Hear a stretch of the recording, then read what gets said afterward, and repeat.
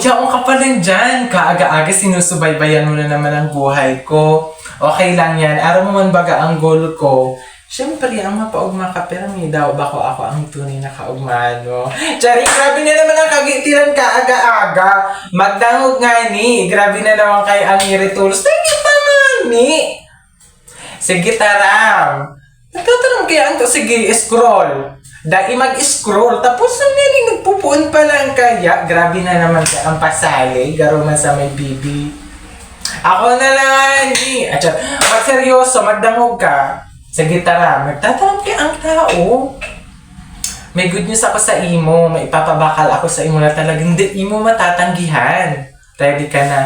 Pagpasensyahan mo naman yan ang outfit ko. Nag-pictorial kaya kami. Siyempre, bawal kitang magpa-eksena. Takata mag-bida-bida. So, yan na nga ni. Ano na, kada-kada ko na naman tigsasabi. Oo, yan na.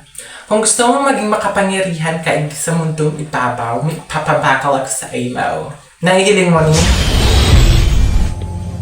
Apat yan. Ako ang tagapangalaga. Ano naman yun? Saro-unta. Tanganing pakadun mo, imahin mo na ako. Ay, imahin mo na ni. Nagagara na yan. Puan kita sa brilyante ng tubig, tama? Ito na pagpo na. Ito na sampulan tanin sa peryahan at walang pangmalakasan. Gusto mo brilyante ng apo. Ito nga nag-init ang sa imong hawak pag nahil. At charing! Gali na naman. Brilyante ng lupa para maghiwas ang satuyang West Philippines na naman nasa isip. Sige, makilaban ka sa mga Chinese sisam. Oo, yan na.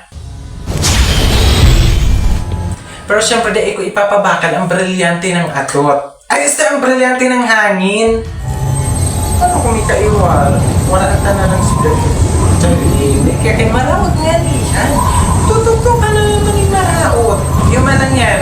Just comment down below kung ano ang napili mo tayo ipapabakal ko. Ako mismo madara dyan sa Indo.